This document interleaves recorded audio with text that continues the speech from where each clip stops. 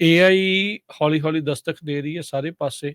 ਇਹ ਸਾਰੀਆਂ ਚੀਜ਼ਾਂ ਰਮਨ ਜੀ ਇਸੇ ਦੇ ਵਿੱਚੋਂ ਹੀ ਨਿਕਲ ਰਹੀਆਂ ਆ ਤੇ ਇਹ ਆ ਵੀ ਹੁਣ ਜਿੱਦਾਂ ਏਆਈ ਤੇਜ਼ੀ ਦੇ ਨਾਲ ਵੱਧ ਰਹੀ ਆ, ਇਹਨਾਂ ਚੀਜ਼ਾਂ ਦੇ ਵਿੱਚ ਵੀ ਰਫ਼ਤਾਰ ਜਿਹੜੀ ਉਹ ਵਧੂਗੀ। ਇੰਡਸਟਰੀ ਇਸ ਪੱਖ ਤੋਂ ਵੀ ਚੇਂਜ ਹੋਣੀ ਸ਼ੁਰੂ ਹੋਊਗੀ।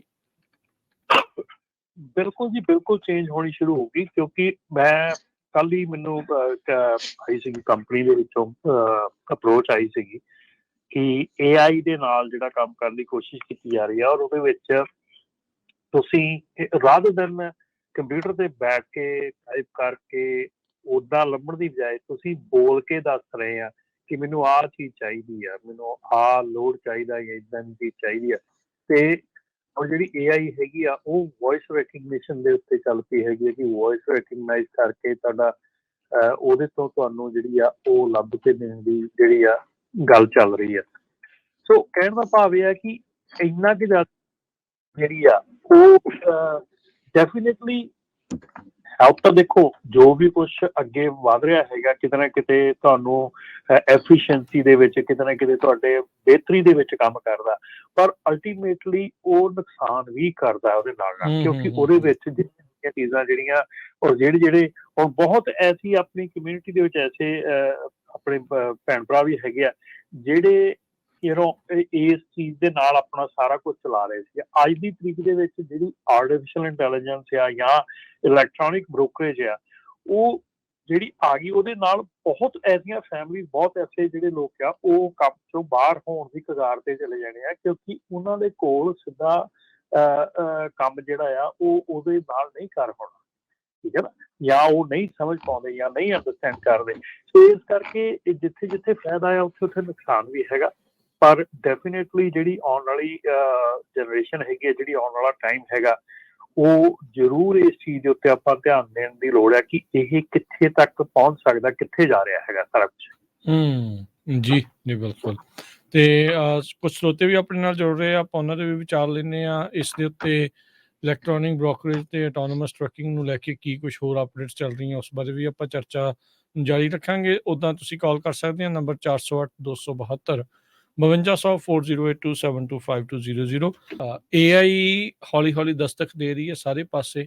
ਇਹ ਸਾਰੀਆਂ ਚੀਜ਼ਾਂ ਰਮਨ ਜੀ ਇਸੇ ਦੇ ਵਿੱਚੋਂ ਹੀ ਨਿਕਲ ਰਹੀਆਂ ਆ ਤੇ ਇਹ ਆ ਵੀ ਹੁਣ ਜਿੱਦਾਂ ਏਆਈ ਤੇਜ਼ੀ ਦੇ ਨਾਲ ਵੱਧ ਰਹੀ ਆ, ਇਹਨਾਂ ਚੀਜ਼ਾਂ ਦੇ ਵਿੱਚ ਵੀ ਰਫ਼ਤਾਰ ਜਿਹੜੀ ਉਹ ਵਧੂਗੀ। ਇੰਡਸਟਰੀ ਇਸ ਪੱਖ ਤੋਂ ਵੀ ਚੇਂਜ ਹੋਣੀ ਸ਼ੁਰੂ ਹੋਊਗੀ। ਬਿਲਕੁਲ ਜੀ, ਬਿਲਕੁਲ ਚੇਂਜ ਹੋਣੀ ਸ਼ੁਰੂ ਹੋ ਗਈ ਕਿਉਂਕਿ ਮੈਂ ਕੱਲ ਹੀ ਮੈਨੂੰ ਆਈ ਸੀਗੀ ਕੰਪਨੀ ਦੇ ਵਿੱਚੋਂ ਅਪਰੋਚ ਆਈ ਸੀਗੀ ਕਿ ਏਆਈ ਦੇ ਨਾਲ ਜਿਹੜਾ ਕੰਮ ਕਰਨ ਦੀ ਕੋਸ਼ਿਸ਼ ਕੀਤੀ ਜਾ ਰਹੀ ਹੈ ਔਰ ਉਹਦੇ ਵਿੱਚ ਤੁਸੀਂ ਰਾਦਰ ਦੈਨ ਕੰਪਿਊਟਰ ਤੇ ਬੈਠ ਕੇ ਟਾਈਪ ਕਰਕੇ ਉੱਦਾਂ ਲੱਭਣ ਦੀ ਬਜਾਏ ਤੁਸੀਂ ਬੋਲ ਕੇ ਦੱਸ ਰਹੇ ਆ ਕਿ ਮੈਨੂੰ ਆਹ ਚੀਜ਼ ਚਾਹੀਦੀ ਆ, ਮੈਨੂੰ ਆਹ ਲੋਡ ਚਾਹੀਦਾ ਜਾਂ ਇੱਦਾਂ ਦੀ ਚੀਜ਼ ਚਾਹੀਦੀ ਆ। ਤੇ ਔਰ ਜਿਹੜੀ ਏਆਈ ਹੈਗੀ ਆ ਉਹ ਵੌਇਸ ਰੈਕਗਨੀਸ਼ਨ ਦੇ ਉੱਤੇ ਚੱਲ ਪਈ ਹੈਗੀ ਹੈ ਕਿ ਵੌਇਸ ਰੈਕਗਨਾਈਜ਼ ਕਰਕੇ ਤੁਹਾਡਾ ਉਹਦੇ ਤੋਂ ਤੁਹਾਨੂੰ ਜਿਹੜੀ ਆ ਉਹ ਲੱਭ ਕੇ ਦੇਣ ਦੀ ਜਿਹੜੀ ਆ ਗੱਲ ਚੱਲ ਰਹੀ ਆ।